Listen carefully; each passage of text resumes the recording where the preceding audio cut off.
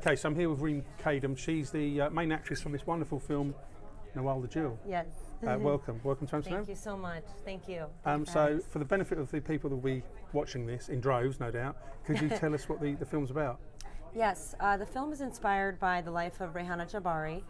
It's inspired by two storylines as well, mainly Rehana's, but also an Egyptian storyline of a woman who was also segregated by a male-dominated society. Rehana Jabari was sentenced to death in 2014 for fighting against an officer who tried to rape her in the country of Iran. So with the Me Too movement and everything going on in the world, I just felt like this is such an important story, and I'm so grateful for the audience's response. I mean, everybody seemed to really just be so moved. So that's basically the storyline of this film. Yeah, because I think when the screening was on, it was pretty full, wasn't it? It was very full, yeah. We worked the room to get a lot of people in there. Where was it actually filmed? We shot in India and in Oman. Right. Yeah, in Kerala, India. Yeah. And then Oman was like cheated for the Middle East exterior. Yeah. Yeah, and then we shot some other places, like the jail was in India, and it was all cheated mainly for Iran, and then partly in India as well because we took theatrical license. This film was shot actually in 2 languages, so we have 2 different movies. Yes, that's very, I wanted to go on to that. That's very unusual. Yeah. And how did that? So I assume that you had no grasp of the language. I didn't. I had no idea even what Malayalam was. What happened was my director Renjala Damadoran and our producers and everyone, we were thinking of having the movie in Malayalam. And so initially I started to study Malayalam, and we said, okay, we're going to go ahead and shoot it for the Kerala audience and India. Right. And what happened was we started doing that, and then we realized a couple weeks prior to shooting, why don't we shoot it in English as well, just in case. I spent almost 5 months or so studying Malayalam. I would study the audio, transliterations. It was about almost 10 to 11 hours a day. And basically, we decided to use the English version as the main film in the end. So it was a lot of hard work. Yeah, and of course the massive problem, apart from the fact you've got to learn excerpts of a particular language for the role, yes. It's not just about delivering the lines, as you know, but Oh, you've got to have yeah. the inflection and the Absolutely. and the passion and the emotion built into the lines you're delivering. So For how, sure. which with the best in the world in English, of course, you can do that. It's your Yes. it's your day job, right? Yeah, yeah. but this is, so how on earth are you going to work? Apart from the fact you're working in a language you don't know, but then you've got to add that layer of belief to it. How did you manage to do that? Is it possible to explain? Oh, yeah. I mean, it was the hardest thing I've ever had to do in my entire career. I had my director, Renjalal, and also the producers. We Skyped, we rehearsed constantly. I would have like flashcards that I would study all the time. Oh, right. You know, Did you have to have any on set? How so? Well, like yeah, the big- flashcard. Yeah, no, because I just seriously, I know some film actors have done this where, for whatever reason, they've had to have flashcards available so they can just It have was a quick look and It was something that we were considering doing, but it was just a little bit difficult for them to manage last minute. I mean, I had monologues, and it was insane. I just spent so much time studying, and again, Rehana Jabari is Iranian.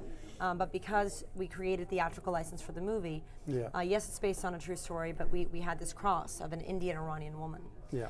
So it was so difficult because I would listen to audio, I would pronunciate all day long, I would look at flashcards, I would break it down. So if it was like it's like if I were born again, I would be born as a butterfly. So I would Pennai Iruni Lingil. Sounds amazing. So, just a day in the life, Steve. But, like a day in your life, right? That's what you do. I don't know. Wake up, brush your teeth, Pennai Iruni Lingil. Did you forget? I mean, how because I think it's again to do with any film.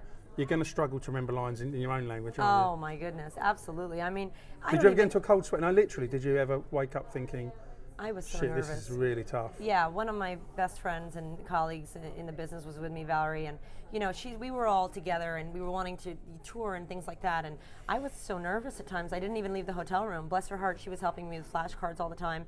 But, I was not able to really focus on anything but studying my material because I was afraid. I mean, that was scary. It's a very scary thing. I mean, first of all, I'm always someone in my personality that must strive for excellence. Yeah. Type A kind of personality, and so there was a fear of failure. Absolutely, there was. how can there not be? You're learning one of the most difficult languages, and it was book Malayalam. It was like sophisticated. So, what was crazy is that we did do this, we went through it all, and now we have a foreign version. And we have that available to us, but at the end of the day... I should point this is very rare that you get this. Yeah, but we realized that the English version makes more sense. Yeah. We saw a great response yesterday night, and, or it was the day before yesterday, everything's a blur right now. But I can't remember myself. Yeah. I think it was Sunday night. I think. Right, yeah. So basically, there's a mix of the language too in the English version. So I also speak some Farsi in it. Yeah. I speak a bit of Malayalam in that. Yeah. And I learned, of course, I did the Iranian accent because she is in Iran. So again, you've got to get the dialect right, haven't you? Yeah, absolutely. And the inflection, the intonation, all of that, it was extremely important. So I had to study, delivery, and not only that, I'm a method actor too. I come from the background mainly of Stella Adler, and a successor to Stella Adler was my main teacher for many years. But I break down the psychological, ins and outs of the character. I studied Rehana. I studied, all kinds of things that I had to do to really prepare for this character. I was very quiet, and I would not speak to many people, especially on my emotional days. I had a song as well that fed me a lot. It was my best friend Ashley, one of my dearest friends. She did a song based on a message that Rehana Jabari left for her mother. Right. And the song is called Mother, and people can download it on iTunes. So if you want to download it, it's an amazing song. Great plug. Yes, I know, right? Subtle. So that was music was a big one for me as well. It took me into it, but I have a lot of notes. I had like a big binder notebook, and I'm a big note taker. So tell me how we all know you're the lead actress, but where did you become involved with this film? Was it right from the very beginning? Was it as they'd started to, I don't know, there was a structure in place? And at what point did you become part of the gig, the whole production? Yeah, that's a great question. There was an international search for the role, so they even actually were interviewing people from all over, even Iran. In fact, it's an interesting situation because this one woman that was being considered strongly said, I can't do this film. My family will be killed. Oh my God. They will murder my family and possibly myself, and we were So she wanted it, but couldn't do it. She couldn't do it. And then they had people in Israel. They were looking all over. And there was a casting search, basically, from a producer that was a local American Indian producer in Los Angeles. And Alan Matters was looking for, the actress. So it's between you and Gal Gadot in the end, so you're trying to say. That is so funny. I've That'd heard be amazing, that. wouldn't it? First of all, it's a big compliment, but I've heard that before now, and a few times people have said Seriously? her name. Yeah, it's really funny. It's an honor. She's done okay. Yeah, she'll She'll be fine. Yeah. I think she's going to have a good career. So Maybe. I really do. Shame she's not very pretty. But what can you do? So basically, they did this search, and what happened was there were two people that recommended me. Right. To the producer. So he was searching, and it was going on social media and this, and sometimes they do that for even like Spielberg and people like that. They'll have a search that goes all over, everywhere, right? Well, they did with Star Wars, didn't they? Right. The Force Awakens, Exactly. Everyone knows it was literally kind worldwide. of one of those things where they went everywhere to look for the actress. And there were two colleagues of mine, people that I've known in the business, and they said, she's perfect. You need to consider her. And so the producer told me later as well, of course I had to audition for the role. Yeah. I had to Skype, I had to interview, I had to talk to the director in India. There was a series of interviews that I had to do in order to gain the role. And then, they wanted a half Iranian, half Indian woman. They wanted to make sure that my look was right. They looked at my materials, they looked at my footage, they studied my demos. They wanted to really understand who I was as an actor. Could I handle something like this? Because it's a very demanding tour de force. Yeah, it's not going to be a walk in the park, is it? It wasn't. You can see it. As you can see, right? It was definitely not flowers in the film. So that's basically what happened. And then the rest was history, And he told me, you were recommended twice, and that played a big role in after our interviews. Of course, I also I did a little bit of Malayalam for the director in the audition. And then we had a couple of conversations, and from there we did the contract and off running. So when you got the phone call or the email or whatever to say you got it, was it a party? No. It's a serious question because it'd be interesting to know, what your reaction. Also it's an incredible reaction. Oh yeah, I remember. You know what? I met the producer before he cast me. I met him at an Indian function. And I think he actually wanted to see me in the environment as well. And I'm glad that I went, because that was initially what was going on. So he was trying, literally gauging you, I guess. He was gauging me, yeah. Right, yeah. Because it's going to be a long process. We were there for 45 days in Oman in India. Oh, you know, it's a long time, yeah, yeah. and it's a brutally demanding part, and it's going to be intense. And we had long hours on that set. Yeah, yeah. But it was a party with me. I mean, I didn't have a full-on party, you know, with balloons and such. But it was definitely an amazing thing. And was it? I mean, obviously you knew the story, and you've got the script, so you're going to have a very good idea what it's going to be about. But even then, was it a surprise when you saw the film for the first time, compared it to what you thought the film was going to be? Was it pretty much on the money, or was it radically different? That's a great question. Well, first is I didn't know about Rehana Jabari right away. They didn't tell me. There's a lot of fear. There's a reason why it doesn't say based on a true story. You know, we're going to start incorporating that as the plan in the final film. Yeah. You know, I put on weight for the role as well, and all of that, but we didn't do it because, you know, we were afraid of the terrorists that could surround this particular situation. But as far as the final product and what I saw, you know, I was quite pleased to see, you know, what I did on screen. Of course, I'm not the director, so I've dabbled in directing briefly. But I know, but you're intricately involved in the filmmaking process, sure. of course. Yeah, yeah. I will say this, it's hard normally to watch myself. I think every actor sometimes can be very critical of their own work. I've come to really be okay with watching myself more.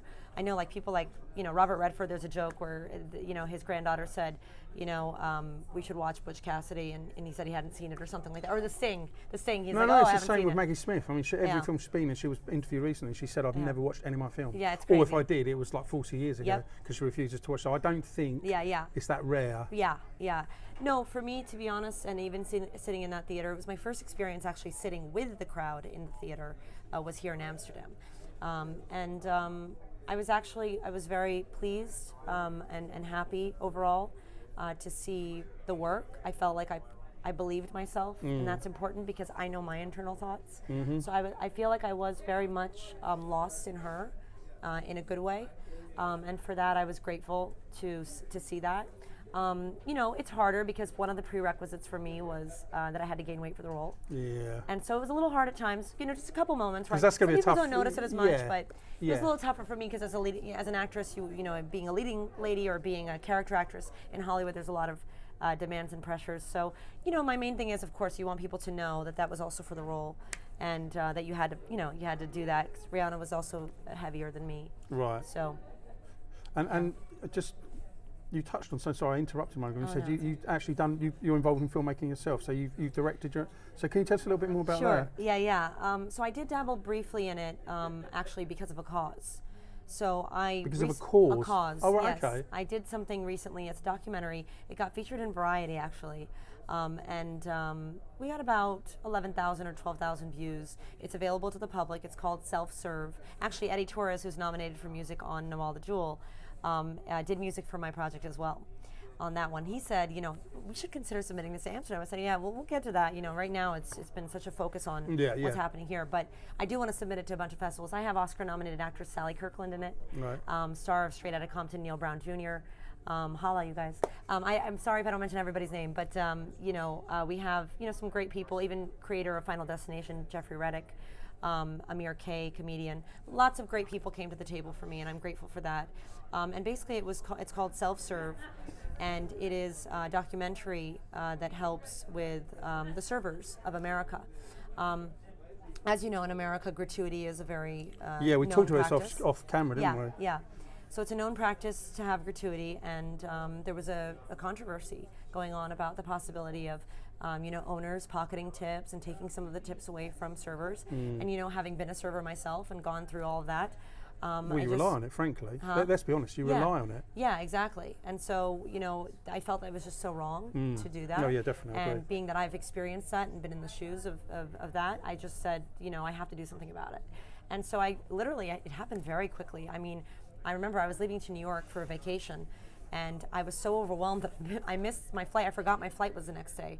But I finished everything. The first draft of that was probably done within about 2 weeks to 3 weeks, from conception to completion of a draft of the actual documentary. I had people send self-tapes in. I actually taped Sally Kirkland's myself at her home, but otherwise people sent me their footage, and then off running. I put it together. It was a bunch of just raw, material, but I'm really proud of it. It came together very nicely.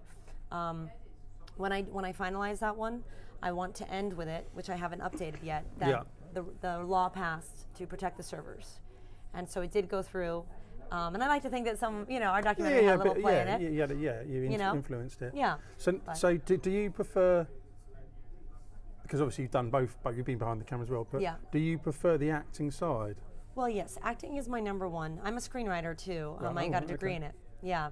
So I've written many movie scripts, and I have a couple of movies that are getting off the ground right now, including people that Oscar winner is very interested in it, a director that's already read the script, one of my scripts right now, and we have a company that is moving on it. But different things that are happening.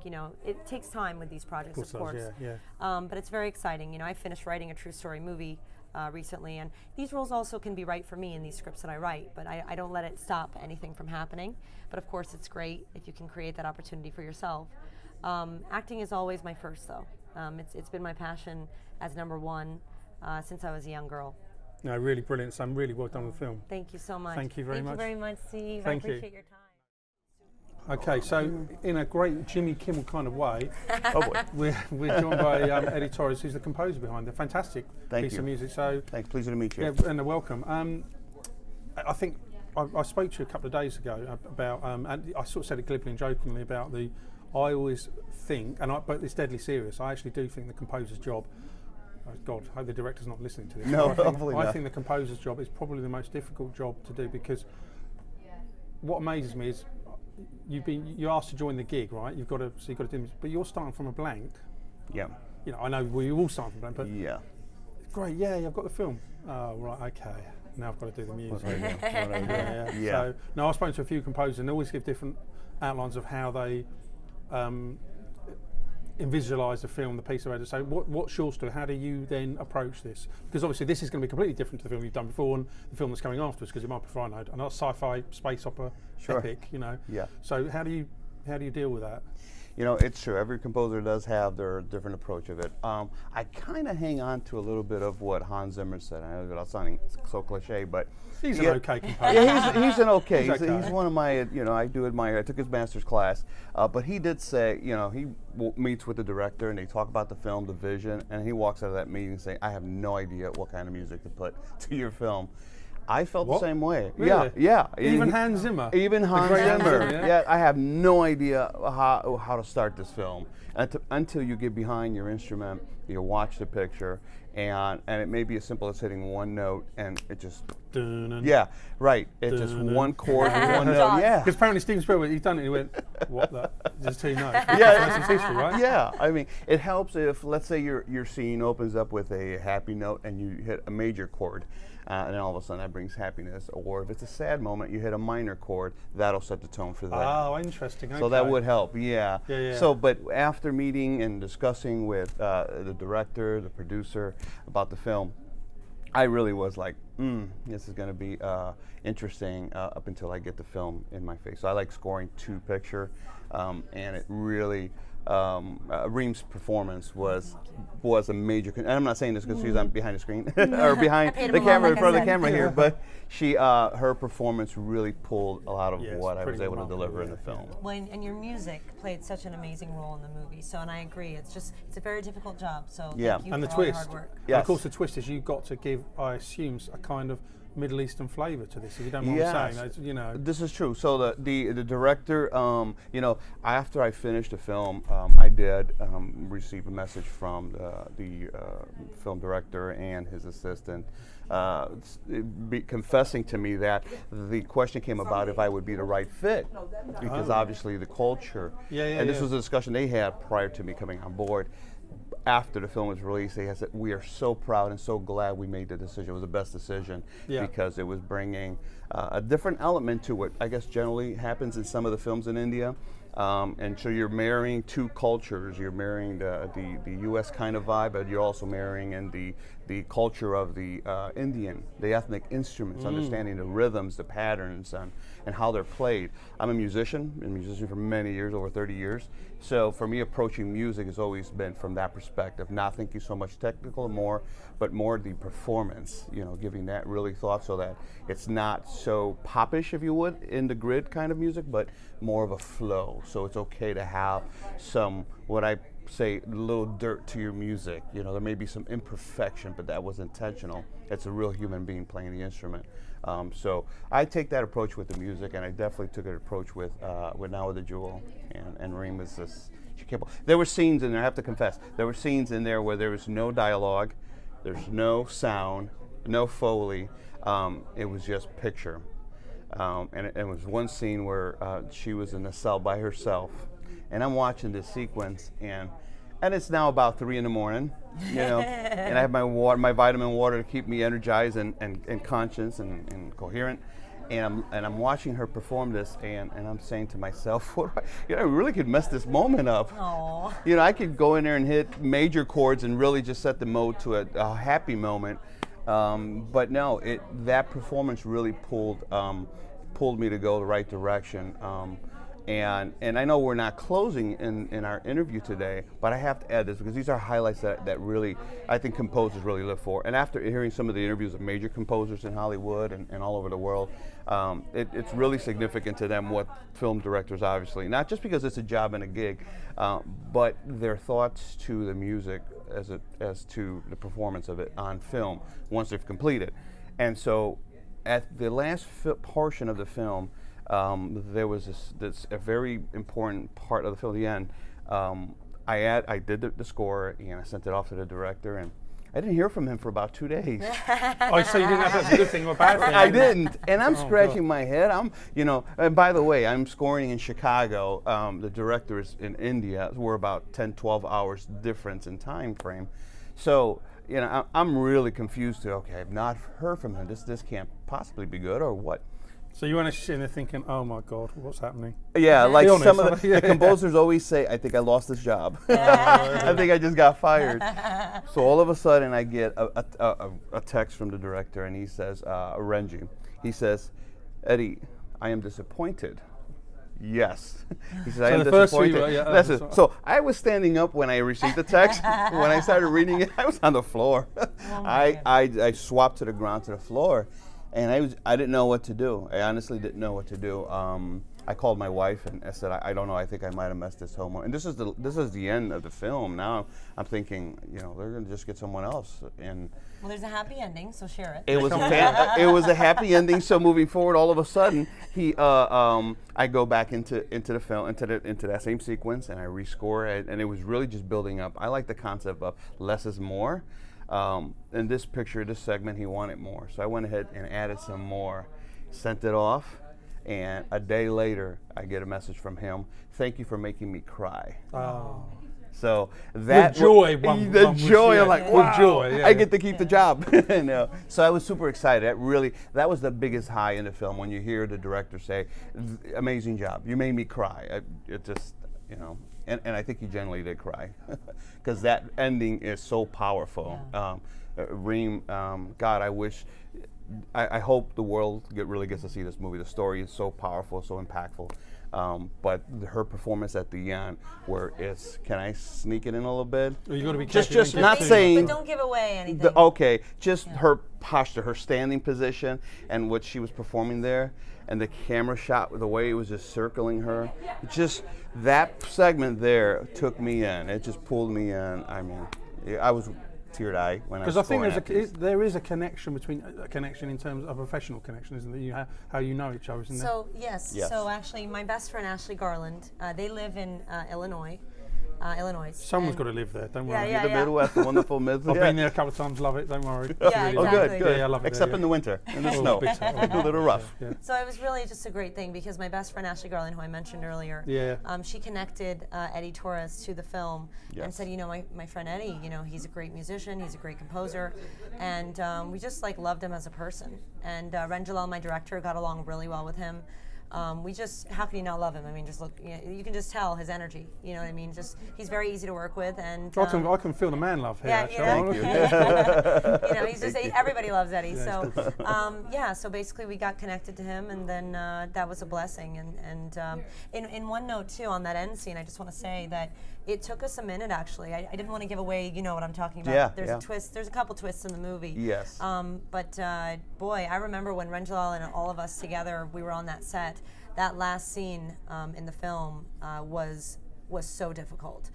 It took everything out of me. There were a few scenes that took everything out of me, but I literally had to keep going back. So I hope when everybody in the audience hopefully sees it, they'll see what I'm talking about. But it demanded so much, and then that music when it kicks in, I mean, it just really just accentuates it. So because the observation I have, which is to both of you really, is because this is the theme or the subject matter, where you shot this, what the film is about. Something for you, Eddie, is that you've got to incorporate elements of Asian music and Middle Eastern music, I said. So I guess by both of you doing this, what you've done is something very different to what you've done before, which can only be a great thing, because of course it means when you're looking at other work beyond this, you can say, well, actually I've done this. Because there's not, let's be honest about it, there's not many people, not many composers or actresses that are going to get this kind of work, really. So it must be, I mean, I know the story's hugely important, the film's hugely important, but it's a massive plus to both of your careers potentially, isn't it? Isn't it as well? For sure. It really is. So, you know. It really is. And the music, and it's really, the love to it was really understanding more instruments. So now in my life to understand that I had to actually learn an instrument it's a flute, and it's a 3,000-year-old flute that's been played 3,000 years ago. To understand how that's played and how to apply it to many parts of the scene, that was a good portion that was used in a whole lot of the film.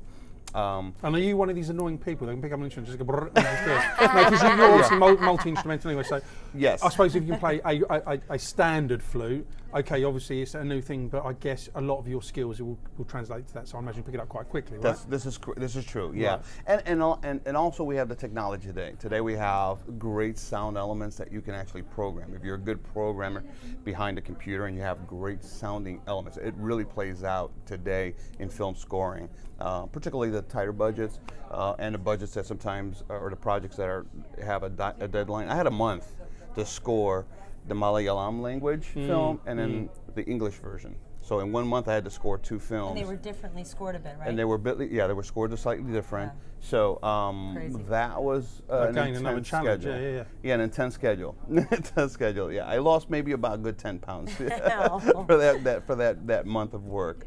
So do you get sleepless nights? It's a serious question. You know, when you're at some point, either the beginning, middle, end, whenever is there times?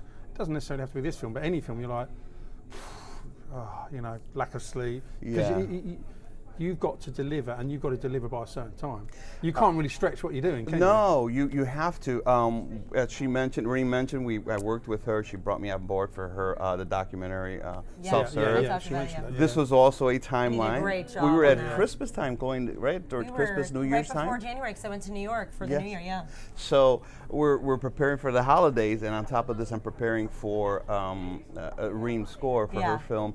And schedule, to answer your question, there are sleepless nights. A lot of people, it's something that many people don't see. And a lot of composers, we just won't talk about it because we love what we do to begin with. So sometimes losing sleep, well, that just comes with the territory. You just pick up on it another day, sleep another day. Right? So you figure out where to do that. But that is part of the territory, is to lose sleep. It's kind of cool because, you know, he's done music now for a film I starred in, and then I brought him in as a director, producer on something. I feel like he and I have really come to really understand how to work together, which is great. And we're both hard workers, so it's a cool thing. We are. I think we're going to work on a lot more stuff together. I think so too. I think this. I know we will. Well, I think this is the kind of industry, which sounds a bit glib, but I'm sure it's right. If you're not a hard worker, then you're going to be dead in the water. Absolutely. Because you're not going to work, are you? You're not someone's not working their arse off. Exactly. No, you're always trying to get better at what you do, at your craft, staying on top. For me, it's always a technical. It's very technical because as a musician, you're a musician. You'll always play. You get better, but there's the other element of sound, of the elements that need to be brought to production. Staying on top of it. For when it comes to softwares, your studio, your miking, your pre-production work, your post-production work in the studio, you're always challenged to stay on top of that. And so if you don't do that, then you kind of You've had it. you'll become a dinosaur to a Yeah, degree. exactly. You got to get behind a little bit on. And of course, something which we should mention is, apart from the composing music, you've no doubt got a massive financial investment in terms of you've got to get obviously you own the equipment. But Yes. I assume you've got your own recording studio. I don't know. Okay. But this is a thing that people probably forget, that actually it isn't just the music, which is obviously vitally important. You're invested in any projects, well, you both are, of course, but financially, because you've got to have all this, haven't you? Yes. And God only knows what it costs. Yeah. And then you've got to update the software and everything. Yeah, my studio took nearly a year to get built out. Wow. It has floating walls, so the studio was built and designed for my environment. So when I step in there every morning, I'm feeling at home. I'm feeling like I'm in my office, in my zone to work. I don't feel like I'm in an element where I'm not comfortable, so it cost tons of money. I had a full-time team in there, 5-6 days a week at 8 to 10 hours, and by the way, I'm paying them by the hour, and so they're there building out the studio, and it took nearly a year to get it to where we needed it, and today I celebrate it. I'm happy there, and it's in the luxury of my own home. So 1,000 square feet is all mine. A studio. It consists of a lounge when or the lobby, a separate entrance, and a lobby, really nice lobby to come into a live room, which is designed for live instrumentation, into the control room where the captain sits and does his magic, and then a lounge where we have our good plenty coffee, and use the VIP room, the bathroom. Yeah. So that space there really cost me. It did cost a lot of money and time to do, but it played out. It really played out very well in Now with a Jewel in the film. Renji, I have to say, the director really trusted me in the film to do it. I'm very grateful because for someone that does, we met here at this event. Reem and I, we met In here, person. face to Yeah, face. we FaceTimed a lot. Yes. But we put face to face here in this event, and it just kind of, it just gave us a sense of security. So I know we'll continue to work together in other films. And I'm just grateful by it. Yeah, It's a great team. One thing I want to say about Eddie that I love is that he doesn't take personal when it's about the work. Like sometimes you need to, like for me, especially on the directing side, because that's where I had to kind of like gauge what kind of music I wanted and things like that. I was very meticulous with what I wanted, and he is right there with me. Like I'll be like, Eddie, I don't think we hit it. We got to go this way. He'll throw his suggestions out. He'll come back. He'll give me, and he doesn't take it personal. He's always about the work, and I feel like we just get that. We're on the same vibe, because some people they'll take it to heart. It's really not about that. It's about the work. Yeah, of course. If I don't get the scene right, then I got to go back and I got to give it 100% and go back and do it, because there's no little thing at the bottom that says, by the way, she was tired that day. No, nobody cares. No. They don't care. Right. They just don't believe you. Well, absolutely. You know? There's a film director I spoke to. I mean, you often remember snippets of interviews, and I've got tons. And there's one from the last festival, and he told an amazing story. And he's quite well known. Anyway, and I said, if an actor has filmed a scene bad and not the way you want it to be, what can you never do? And he said, you should never say that as a bad performance. You never do that. All you say to them is, yeah, that was quite good, but have you ever thought about doing it this way? Yeah. Because immediately you're Interesting. taking away Wow. the negativity from it. Sure. And I thought, just such a simple thing. And I said, where did that come? And he said, I learnt that from another director who's really quite famous. Yeah. And he told me that, and he said, and it stuck with me. And I just thought, it's such a simple thing. True. Have you thought but about he said it it this way? works every time. I love it. There's a sense of honoring the work that's already been put behind it. So not everyone has the same eyes, right, to what they're trying to get done. So the best approach is, I've heard this comment before too. Yeah. And Never be negative. No, when I work with musicians in the studio, it's the same thing. I could see how much energy they're putting in to do the best they can. It doesn't always deliver that way. So you don't want to make them feel like that was a horrible job, horrible performance. Let's scrap that. Let's redo it. No, it's like, that was fantastic. Let's keep that and let's do another take. Yeah. And then you create another what we call in the studio another comp session, and let's hear how that sounds, just to have some options. Yeah, and they're yeah. like, oh, that's fantastic. I get to Yeah. get more creative. And then now you're kind of gearing them into the absolutely. direction. Because if you say something, you can't say, well, you hopefully wouldn't say, oh my God, that was terrible. Because immediately the guy's thinking, oh. Yeah. So the next Now they're already worried. Oh, Yeah. it's they're all terrible. concerned, and it's something that stuck with me. But no, I mean the music, the whole thing on this is fantastic. So Thank very, you very so well done. much. Thank you. you. It's an honor. Thank you, Yes. Steve. No, thank you. It was And a we will be pleasure talking to to the meet director you. shortly. Yeah, Yes, absolutely. Thank you. absolutely. Thank you. Absolutely. Thank you. Thank you. So just keep your. So very quick, I'm going to tell you a story Yeah. Sure.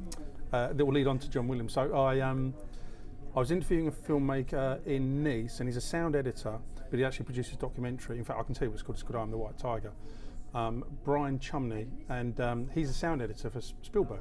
He's done the last 8 or 9 films for Steven Spielberg, and he told me, because how we got into the story, I said, well, come on, give us a couple of stories, you know, because obviously he's met him loads of times. Sure, Steven Spielberg. Yeah, and he said, well, he'd done, I think it was The Paper, The Paper, which was the one with Tom Hanks and Meryl Streep. Oh, yeah. Yeah, and he was telling me that, don't worry, none of this will be on camera. Okay, but, okay. So this will be I cut think out. The Post. The Post, The Paper. She's the my Post, hero. Yeah, The Post. Hero.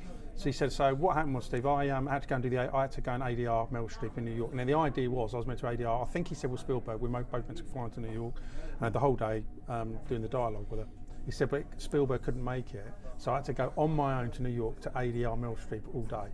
I said, you're joking. Who did? Yeah, Brian Chumley, the sound editor. wow. I said, you're joking. He goes, no, just me and her for eight or 9 hours in a sound room. You know, he said, I said, what's she like? He said, amazing. Exactly how you'd imagined her to be. Absolutely great incredible. person too. He said, incredible woman, incredible person. He said, and she was totally professional. You know, you're laughing and joking, Wow, but yeah. you get into it and bang, she's on it.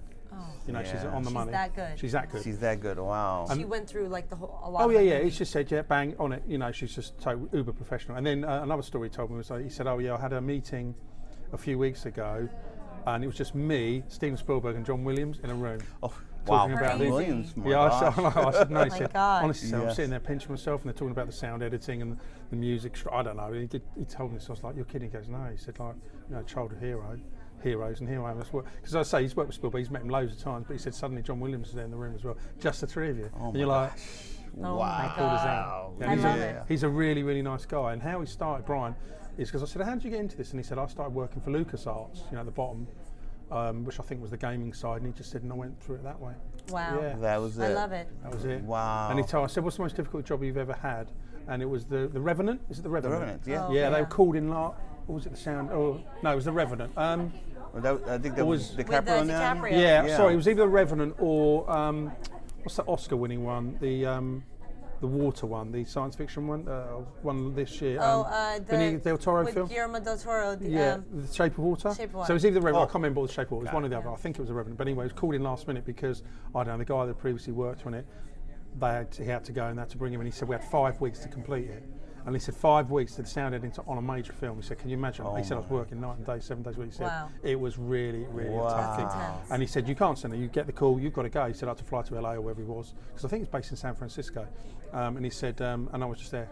And he was sweat pouring down. He said, Yeah. it's got to be finished. Wow. But of course, The Weeks. Revenant, I think it's The Revenant, he said, it's a great, well, they both are brilliant films. Brilliant. Yeah, Got the job absolutely. They done. are brilliant. He's such yeah. a cool guy and he's so down to earth, and you'd never So great. know. You would never know. You'd never Yeah, know. see, I that's- love it. Yeah, It's I so love to meet cool. those And he guys. didn't talk about them. You had to ask, say, oh, come on, give us a couple. Okay.